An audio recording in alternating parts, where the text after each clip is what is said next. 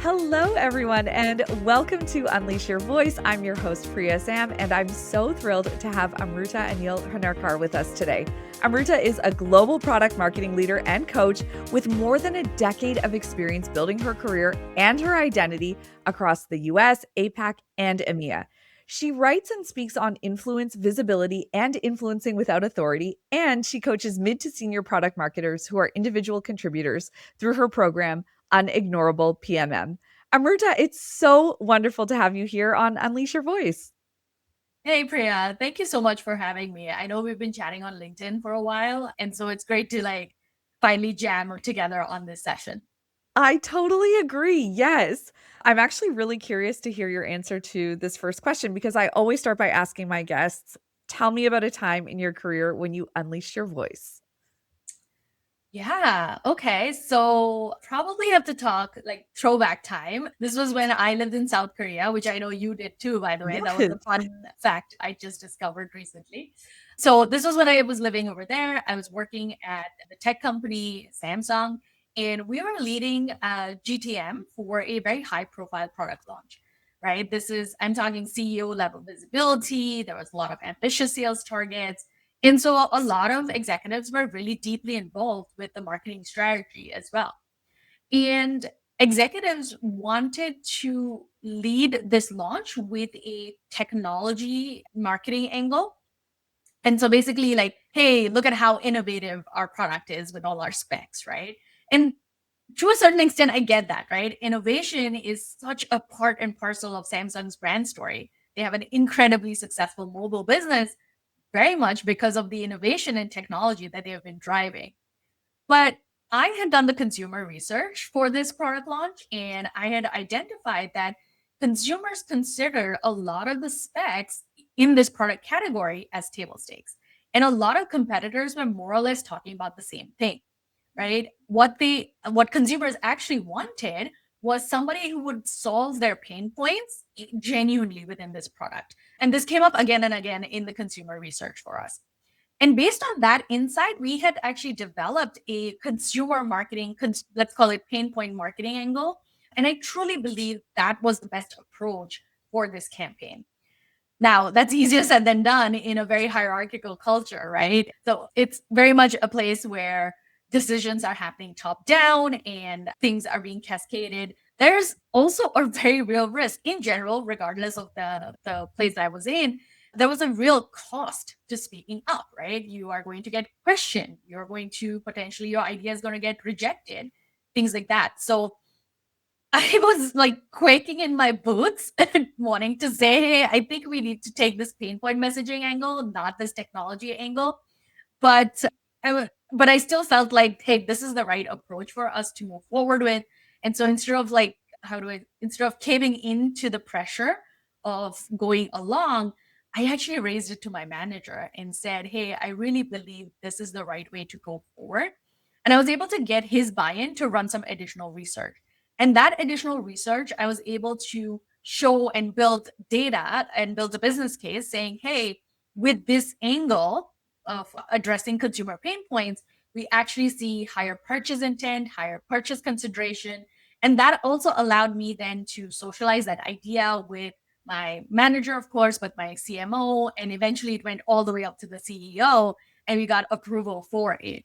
And that was such a great experience for me because not only did we launch an amazing campaign that I was extremely proud of, it exceeded sales expectations, and we even got covered by Ad Age for our campaign being this fresh look, fresh take in a very tired product category. So I would say that is probably my unleash your voice experience. Oh my gosh, what a moment to like, especially when you think about, I know that feeling of like the fear, right? Of I'm going to say something that is going against what everybody else thinks. And yeah, the consequences could be real, right? Or like people could ignore you. Like, so I feel like that. I just, when you were telling the story, I'm like, oh, I feel what you were feeling. Yeah, you feel it in like your stomach, right? Even for Yeah. me, I had such a great relationship with my manager, and I still was like, maybe I shouldn't bring this up, right? And I still to this day marvel at how I said, you know what, I'm just gonna say it, and we'll see how things shake out. Yeah, what an incredible result. I mean, you've built great career across 3 continents, like I mentioned in the intro. You've moved through some of the biggest names in tech, and now you help other people to do the same. So what was that moment when you realized, your future was really in helping other product marketers find their influence and not just building your own? Oh my gosh. Yeah. So, I discovered coaching personally right before the Samsung story that I just told you about. Mm, It was maybe a couple months before. And the reason was that when I joined Samsung, I joined in the consulting arm of Samsung, where you basically are leading projects. And when you're leading projects, you're basically managing a team. And so I was used to this kind of working where I told the team and then they went ahead and did what I told them to do. Then I moved into the brand marketing or product marketing arm of Samsung. And this is a different ballgame where I no longer had positional authority and I had to convince people to follow along with my idea. But guess what? They didn't report to me. They had their own KPIs and they had their own priorities. So in the first few months, I was struggling and I was really burnt out trying to convince people about my ideas. And that's around when I discovered coaching. And it was such a game changer for me personally because it helped me overcome burnout, first of all, and stop being constantly frustrated. But more importantly, it also helped me find my voice again, you mhm. know? And for me, like we were talking about unleashing your voice, right? I always thought, oh, influencing is about winning the argument or being super confident and being like the loudest person in the room. But that's not it. Like, yes, unleashing your voice is about being confident, but influencing, I believe, is taking it even one step further, which is doing your homework, having the conviction that the data and the story that you're telling is the right approach. And most importantly, bringing people along with you, whether it's your peers, your colleagues, or even your executives who are several levels above you, right? So that is what I experienced and how I kind of was like, "Oh my god, this thing is magic." For me personally, the Yeah. coaching experience. Yeah. And then I got involved in a lot of product marketing communities. I was moving companies, I was moving geographies. And I started seeing this happening across the board with PMMs, with product marketers, right? They were product marketers were asking about, hey, how do I land my ideas? And these are people who were talented. They had really great skills. So clearly their ideas weren't bad. It's just that they didn't know how to influence, how to build that trust with stakeholders, how to frame their message, how to lead the discussion, even when there's pushback, how, we were talking about the fear piece, right? How not to kind of collapse when someone asks you a question and be like, you completely backtrack from what you just said, right? So for me, I saw that pattern happen over and over. And for me, like the gap was that there was just no one in the industry that was teaching it, right? Mm. Here's the irony, like that to me still blows my mind. Once I became a leader, when I got a leadership position, executive coaching became available to me. And they were like, hey, we'll teach you about influencing without authority. And I was like, what? Like, thanks so much. I actually needed this when I was an individual contributor, struggling and stuck in the middle, trying to make my voice heard and my ideas heard. So for me, I was like, I knew I was going to become a coach the moment I experienced it for the first time. But seeing this pattern over and over and seeing how much of a gap it is, at least in the product marketing industry, just really cemented the idea for me that this is the niche I want to double down into. Yeah. Oh my gosh, I love that. And I think having what you said about having your own coaching experience and how impactful it was, like that was definitely a game changer for me. I of course love that you talk about finding your voice because I think the best coaches, no matter what you're working on, that is at the core what they help you to do, right? They Yeah. help you to find your voice.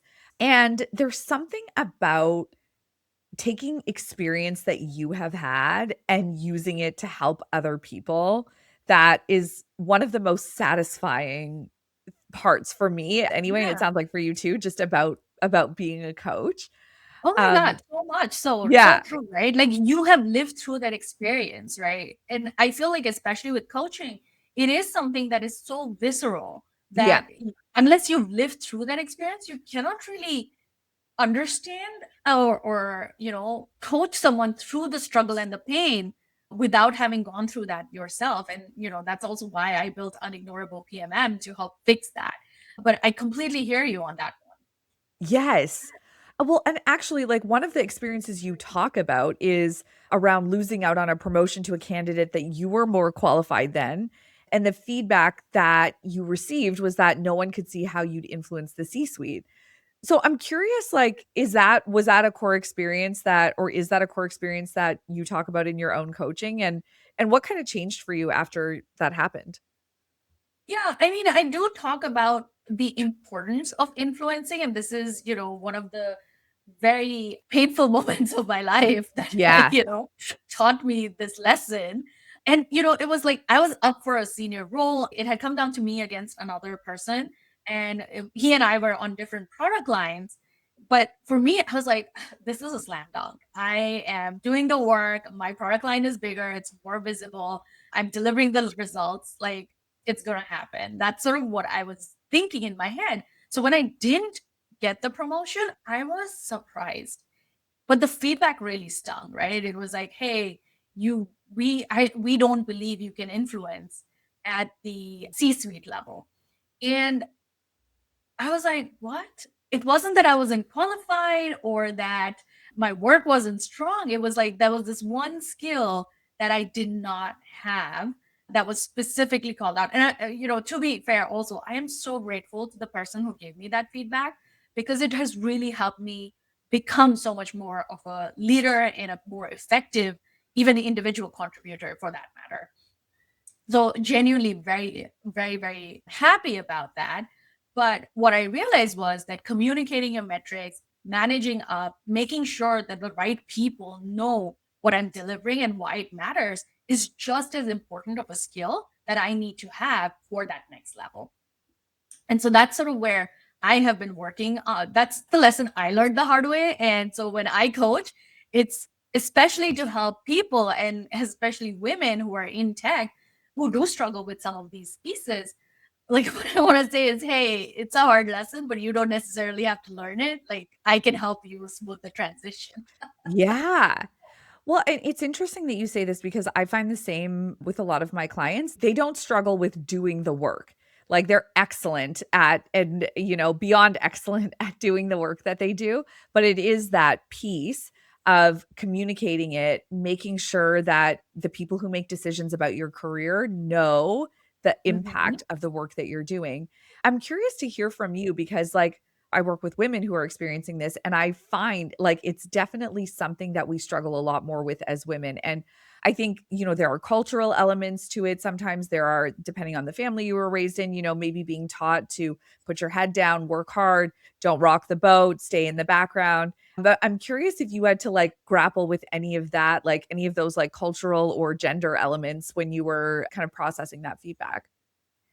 Yeah, definitely, like, yes and no, right? Like, and I want to tease those two pieces out. So the gender aspect in terms of, keep your head down, the conditioning that I had of like, work hard and your work will speak for itself. Don't be agreeable, don't be difficult, right? These all things definitely played into some of the patterns that I was having at work, like in terms of people pleasing, in terms of my perfectionism, for sure. But there's also this other part, and socialization does, I think, play some role in this, is that I think I read this in a book a while back, but a lot of women are told to work hard and do excellent work and trust that the merit will be rewarded. On the other hand, men are said, you need to socialize, you need to narrate Yeah. your impact, you need to make sure that your work is seen. So, I don't want to reduce it down to he got it because he was a man and I was a woman. It's not Yeah. quite that.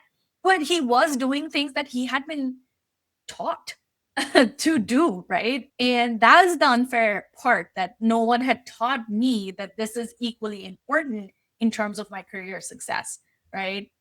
And that's again, why I also want to teach that to more people, because you shouldn't have to lose something like a promotion to realize that, oh, this is a skill that I now need to build intentionally, rather than just, being a product of something that you learn as you go get senior in your career. I think it's really great that you mentioned the socialization element because it is such a huge part of that experience. One of the things I hear from women the most when I ask like what stops you from Mhm. like self-promoting or talking about your success, their biggest fears are like I don't want to be seen as boastful or arrogant. Whereas if you ask men that question, they never say that. They don't worry about that at all. They're like, and it's exactly what you said. It's because they've been literally been taught that that's how you get ahead, right? Right. And so there's such a it's like there's a learning piece of it for women and there's also unlearning that messaging that you've probably had in the past.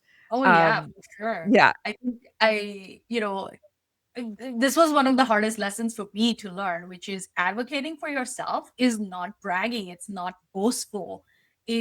Over time, I've kind of built this philosophy that advocating for myself is one, necessary for my career momentum. It's, a critical skill. But two, it's also in service of my work. Yeah. I've been doing this work, I'm creating all of this impact. Why shouldn't I be proud of it and talk about it? Right? So it's like if you're not talking about it, you're actually hiding it, and that's in disservice of the work. Yes. Oh, so true. Um, I'm actually curious about how your clients see that because you work with mid to senior product marketers. They're high performers, like you also work with a high performing group of people. So, what surprises them when they have this realization that you and I are talking about that, being good at your work isn't the same as being heard or being seen by the people who make decisions? Yeah. Mm, I would say that the surprise for them is not intellectual, it's more emotional, Mm, right? So, what do I mean by that? The surprise for them, and exactly like you said, these are high performing, very smart, very talented people. For them, the surprise isn't, oh, my work doesn't speak for itself or won't speak for itself anymore. For them, it's the gut punch of realizing that the game I've been playing for so long doesn't work at the next level. Like, oh, I have to learn a new game, a new set of rules. And, being good at work is your entry ticket. And now being heard in the room is a different skill. Like, but that's the skill that you need to learn. But guess what? Most of us actually hate learning new things, mostly because it makes us like come face to face with our uncomfortable emotions, right? You have to get comfortable with being bad at it at first, feeling inadequate, putting in a lot of effort and practice in order to get good, right? Only now, when it's in the work context, there are much higher stakes, right? You're doing this in a workplace, there are other people who are seeing you try and fail. So I think that reckoning can be very difficult for people. And actually, many people even give up at this point. But once you're able to get over that emotional gut punch, I think that's when the transformation really starts.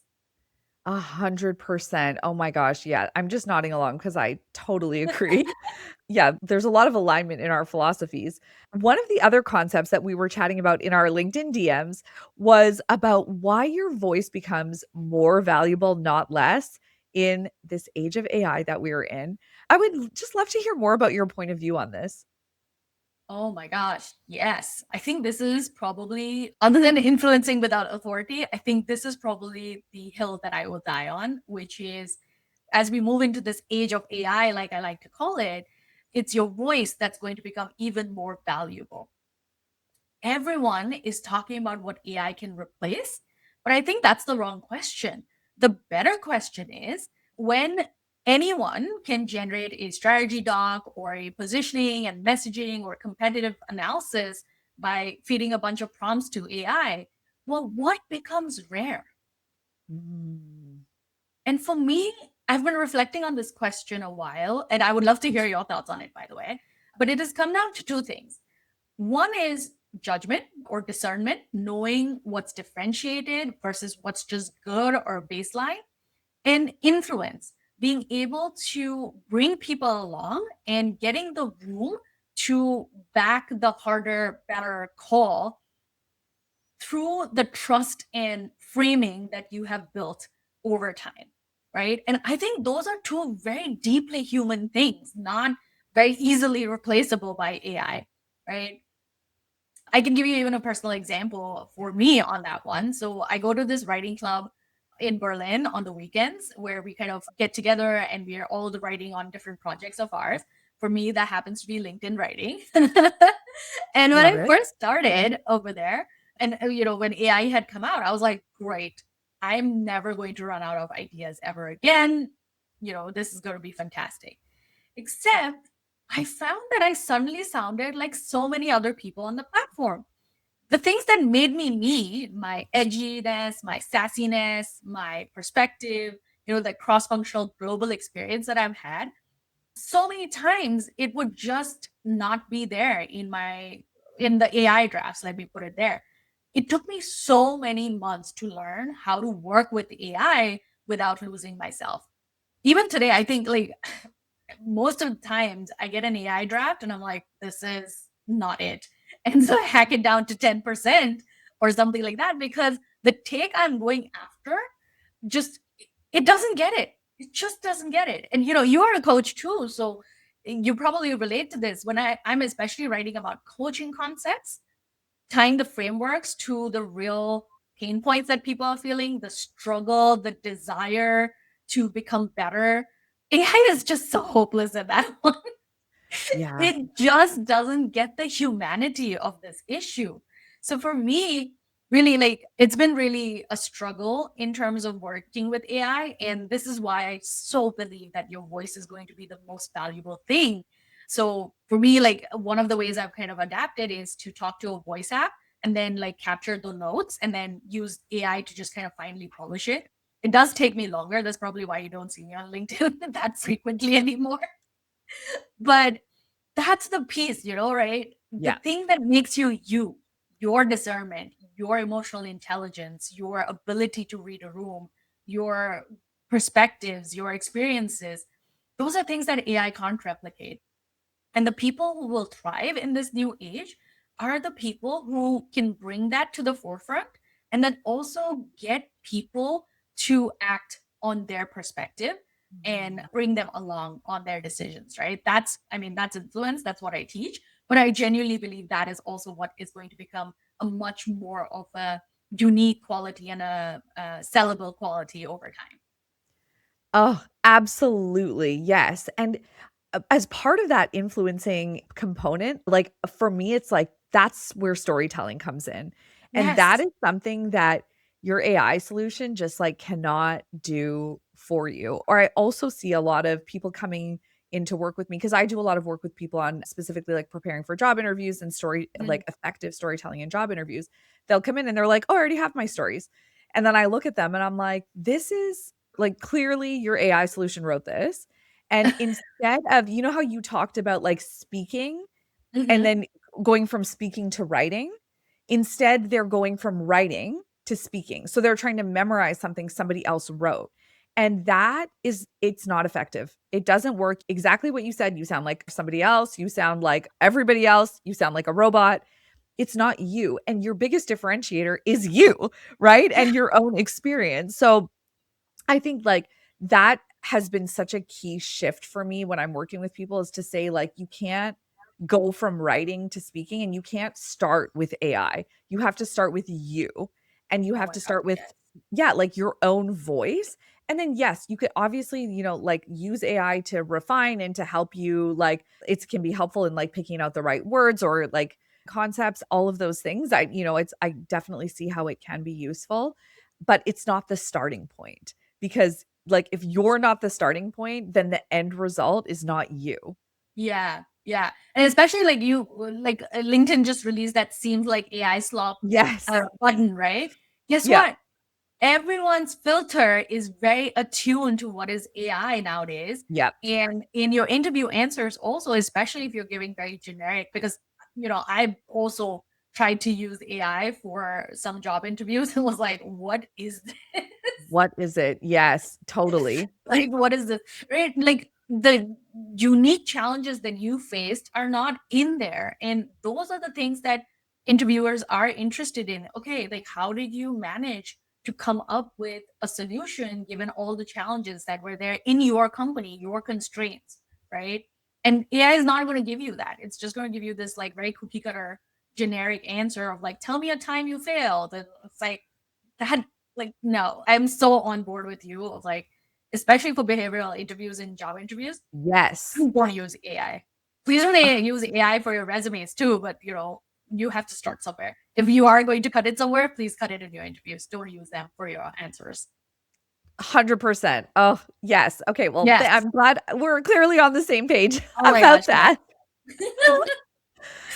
One of the other things I've seen you talk about is, growing up with that Desi daughter conditioning, survival, succeed at all costs, very familiar too. I know we both have Indian background. So I'm curious, like, how did that shape the way you showed up like earlier in your career? And where do you think it's helped you versus held you back? Mm, yeah, this is a good question. Let's see. So yeah, like for me, it was very much like survive and succeed at all costs. I had the kind of parents where if I got 94 marks out of 100 in a paper, they'd be like, "What happened to the other 6 marks? Like, Yeah. where are they?" Right? I had that kind of parents, and I'm glad that they pushed me. Right? Talking about how it helped me.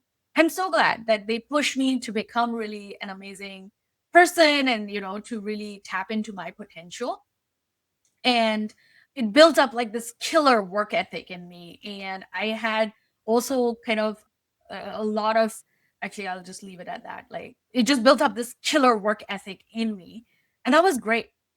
But for Desi daughters especially, there is also this layered expectation. While I was extremely happy to build this amazing career, I always had this kind of in the back, like, always this question happening where it was like, okay, but when are you getting married? Like, yeah, it's great that you've gone and got your MBA and that you've gone and worked at the biggest like company that we know of in India. But when are you going to get married? And for the longest time, I was like, I actually don't think I want to get married, much to my parents' disappointment. But then I did meet an amazing man. We got married. And it was so funny because almost as soon as we got married, the baby talk started. When are you going to have a baby? We got, one of our relatives even sent a WhatsApp of a person who was much older who had had a baby very late in age. And it was kind of like the subtle, like, hey, if they can do it, you can do it too kind of message. It was hilarious, right? But for me, that was what I'm trying to say is like there's this endless set of expectations. You can't live up to all of them all the time, right?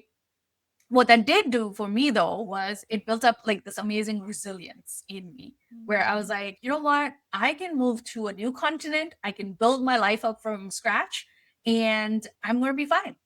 Like that kind of grit was instilled in me from childhood. So that was great, right? But on the other hand, like things that you also talked about, like being agreeable and being keep your head down and things like that, they did get in the way of my career, right? The conditioning didn't stay at home for me. It also came to every meeting room I was in, right? Yeah. I was such a people pleaser, right? I was like gonna say yes to everything because I was raised, hey, you're a good girl if you're helpful and you're agreeable and don't be difficult, things like that. I was a perfectionist, right? There was no margin for error. We're going back to that, 94 out of 100 story, right? There was no margin for error. So I would always over prepare and over deliver. If you asked me for 10 copywriting lines, I was going to give you 100. Yep. um, yeah. And, I think for me, probably the biggest one was also that early in my career, maybe that kind of was working well, but especially later in my career, when I noticed that I had to be more visible, I had to talk more, I had to work on creating outcomes through people who didn't report to me. I had to really work on those skills. It wasn't just like me being this one man machine or one woman machine, I should say. It was really about ensuring my career growth by maximizing the impact I can have by working with others. I think that's a message that probably resonates even beyond the Desi experience, right? Like any Mhm. woman who was raised to be good versus had to learn how to become visible has probably felt that tension. 100%, you're right, and, like, there are so many other cultures that have that similar, like, way of socializing girls too, so I know I've talked to women with different backgrounds who are like, "Oh, it's like that it's like that for me too. Or even just your specific family, right? Hmm. Might have raised you that way. So, yeah, I think that you're so right that it's an experience that is really widespread. And I also know that it's part of your like fire behind the programs that you have. Let's talk Yeah. about the unignorable PMM because it's a leadership program for PMMs who are tired of being overlooked. You focus on individual contributors. We talked about this gap in influencing, right? Not knowing how to influence leaders. I'm curious, like, what else made you realize, this program is so needed, especially in the PMM space? Yeah, absolutely. So, couple of things that happened that really made me realize, hey, this is a critical thing that I would want to coach on. The first thing was that product marketers list getting buy-in, aligning cross-functional stakeholders as the second highest pain point in their jobs. It's a staggering insight, right? You would think Yeah. it's about like getting the research or things like that, and yes, to a certain extent it is, but this tends to be the biggest pain point for them and their barrier in their career acceleration as well. And even when I talk to PMMs, right, I'm in a few product marketing communities, I talk to product marketing leaders, they all agree collectively, hey, this is a critical skill, and yet no one teaches this, especially to mid to senior individual contributors, right? I talked about that experience of myself where I was really struggling to be influential. And that's when I discovered coaching. And then later on, when I did become a leader, I got executive coaching where they're like, hey, we'll teach you about influencing without authority. It just like it blew my mind. I was like, no, I needed this back when I was in that messy middle where Yeah. I was too junior to get executive coaching, but also too senior to rely on hard skills alone. Right. So there's this gap in the industry. And what exists in this gap today? Right. The things that exist are generic, vague advice like be more strategic, get a seat at the table. Okay, great. How? Like, how? That's like telling someone, hey, just be taller and then you can Yeah. play basketball. Totally. Totally.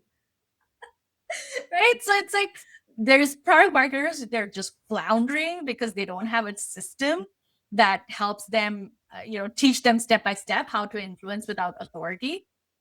And then what I saw was product marketers are often resorting to tactics. So they'll try this framework or something else. Sometimes it works, sometimes it doesn't work. That's fine.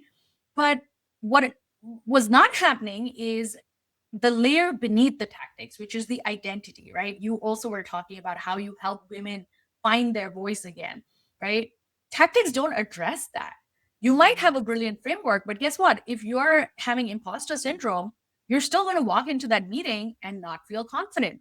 If Yeah. you're a people pleaser, the minute someone asks you a question, you're just going to capitulate and be like, okay, we'll do exactly what you want. Right. So true. So I was just like, this is the pattern that is happening over and over. And they're happening in all these meetings before you've even opened your mouth.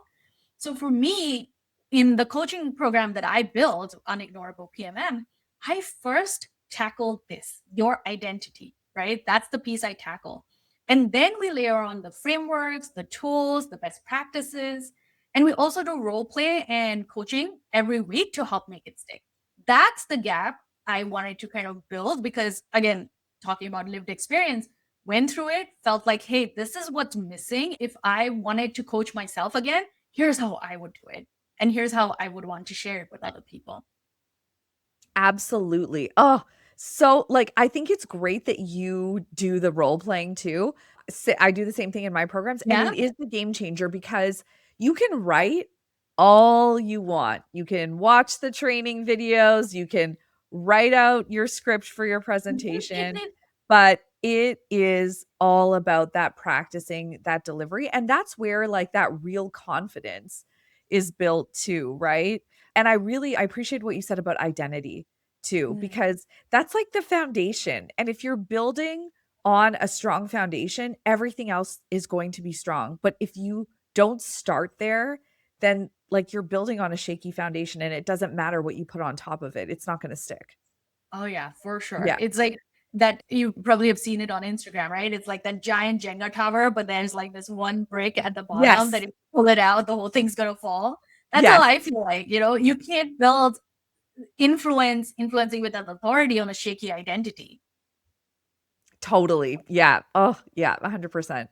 Okay, so I love ending with a question that gives like my guest, you, a chance to share something about your success because as women, we always gloss over our successes. We move to the next thing like, okay, I did this, check, what's next?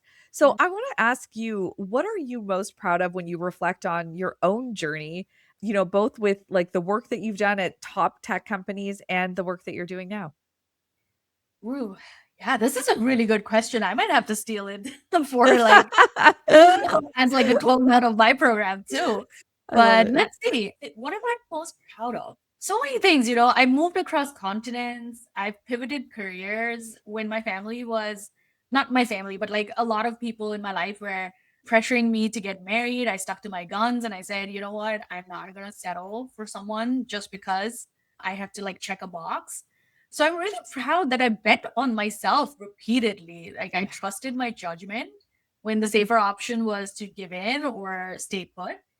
Yeah, and probably the other thing I should probably say that I'm really proud of is when a client messages me with their wins. Right? You're a coach too, right? So gosh, it just makes my day when someone is like, "Hey, I did that thing and it worked," or "I put that tool from the last session we talked about and my boss said yes."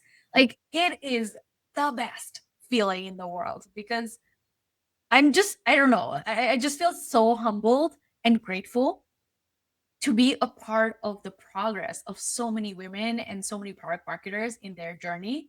And that's like one of the best feelings ever. I'm so proud whenever that happens. Oh, yeah, I know that nothing is better than that feeling of getting a message from one of your clients who says like, "Okay, I did what we talked about. It worked. Like, I got the promotion, I got the respect, I got the buy-in, I got the go ahead," whatever it is. It feels like your own win too, Oh right? Like when yeah. that happens. Yes. Oh Oh, yeah. I feel like a cheerleader, right? Like I'm just like, yes, go, yes, go, go, right? That's how I feel. totally. Oh my gosh, 100%. Yes. Amruta, this was such a great conversation. I loved getting to know you better. I know people are going to want to find you and connect with you after this conversation. So, where's the best place for them to do that? Oh yeah. I mean, this was so fun, Priya, getting to know you as well and like talking about your South Korea experience. This was so fun. Next time I'm in Canada, we have to go out and find a Korean place and we can hang out. Absolutely. And karaoke, Korean food and And karaoke. karaoke. Yes, 100%. Yes. So we should definitely do that. As far as where people can find me, well, I'm usually lurking on LinkedIn. You can find me there. I'm very active. Come and say hi. Less active these days as I'm trying to figure out how to find my voice on LinkedIn with AI so that I'm not like banned for being AI slopped. Yep. But I'm also on Substack. I have Unignorable PMM, which is Oh. a series that I started on influencing and visibility.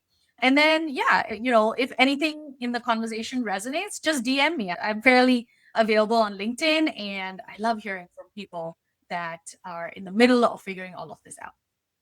I love that. Yeah. So, we will link to your LinkedIn and your Substack in the show notes for anyone who wants to connect with you. And thank you, Amrita. Thank you for sharing your story, your expertise. Yeah. I feel like I could talk to you all day. That's amazing. Same here. Well, and thank you to all of you who joined us for this episode. Make sure you follow or subscribe to Unleash Your Voice on YouTube or your favorite podcast platform so you don't miss our weekly episodes. They drop every Tuesday. Until next time, remember your story is the one thing you have that no one else has. I'll see you next week.